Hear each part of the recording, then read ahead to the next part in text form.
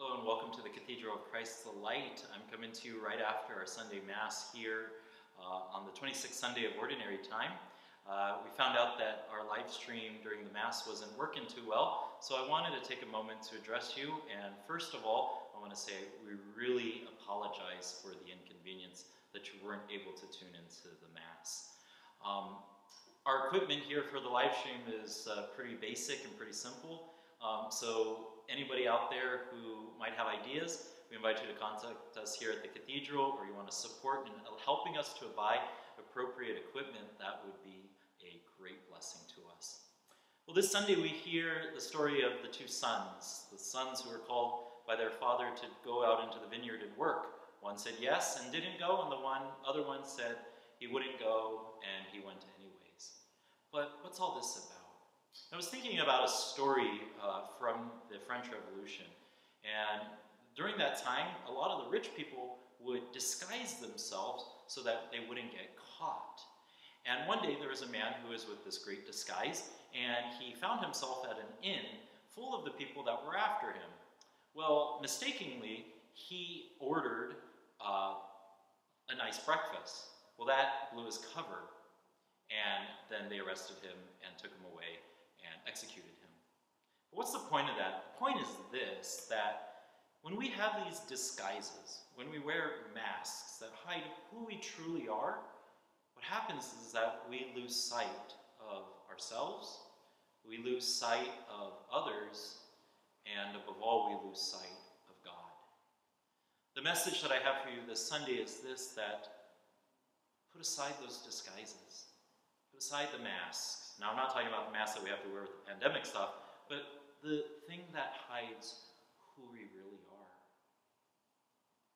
I think the lesson here is about humility. And humility is one of those words that's thrown around very often, and oftentimes people use it very loosely. And I want to dive a little bit more into what we mean by humility here. St. Vincent de Paul, a great saint, he describes humility as nothing but truth, and pride is nothing but lying. And so when I think about humility, it's really this. It's about being true. It's about being authentic. It's about being honest. Being real about who we are before God. My invitation to you this Sunday is to know yourself. Know what you're good at, know what your strengths are, but also know the areas that you need help in. And have the freedom to say to someone, hey, I need help. I need to be better. That, my friends, is true humility. Now, there are types of people who, well, we know that Jesus is the one who lives this humility very well. We heard in the second reading, it was that he humbled himself, right? And that's why we call him Jesus. We could proclaim Jesus Christ as Lord. But on this side of eternity, oftentimes we're not quite there. And then I think there are two types of people. There are those that are not humble at all and are very forward with that. I have a friend, he's a priest, he's great, and I tell him about what's going on in my life, but somehow he turns the conversation about him. And one day I said to him, hey, you're really full of yourself, aren't you? And he goes, yeah, I know. There are people like that. And I think they're the easiest people to get along with sometimes, because they know they're not humble, and I think they know that they can do better. But then there are the most dangerous type of people. They're the ones who are not humble at all, but then they fake it, right? People say like, oh, I'm going to help the poor, and so get the camera and watch me do this. That's not humility, that's faking it, and that's very, very, very dangerous. Consider where you fall today, but know that we are meant to be like this. This is humility here. Knowing thyself, pouring it out all in love. You can do that. We can do that. So be real, be honest, be authentic. I'll end now with, well, I thought I wanted to tell you a story to end this whole thing.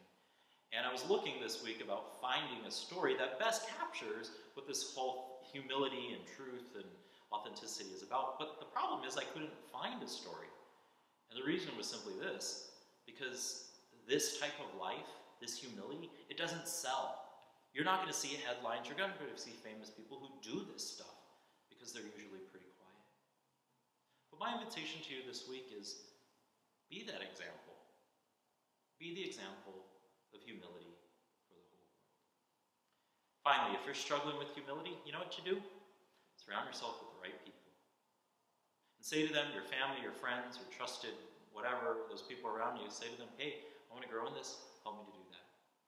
And they're going to help you. Because they want you to be not just a good saint, but a great one. So this week, let's be humble. Let's do it with Christ and do it for the whole world. May God bless you. Just a few announcements as well. I want to come to you about what's going on here at the cathedral. On October 7th, we celebrate the feast day of Our Lady of the Rosary, a great and beautiful feast. We love the Rosary because it's so simple. It's a way that we could enter into the mysteries of Christ's life, death, and resurrection.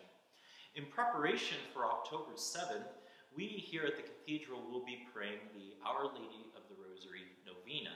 And that starts up on Tuesday, the 29th of September, this coming Tuesday. And if you go to our website, ctlcathedral.org, and click on events, you will find the novena prayers for the Our Lady of the Rosary Novena. We will be praying it in person here at the cathedral after all of the masses between the 29th and October 7th, but you could pray at any time wherever you are. Just download the page, the flyer, and you'll be able to pray with us. One of the unique things about this novena is that you can choose your intentions. 9 days of prayer, praying for your family, praying for the church, praying for the world. Whatever it is that you want to ask Our Lady and our Lord Jesus for, you can write it down there, and we'll be all spiritually united in the novena. Then, on October 7th at 6 p.m., we're having what's called the Evening of Victory. It's going to be a time for us to come together as a community. We'll be outside on the plaza, and we will pray the glorious mysteries of the Rosary. There will be a few priests coming to give a spiritual reflection, priests from throughout our diocese, and then after that we're going to have adoration of the Blessed Sacrament, and we're going to have a little procession around the cathedral and around the neighborhood.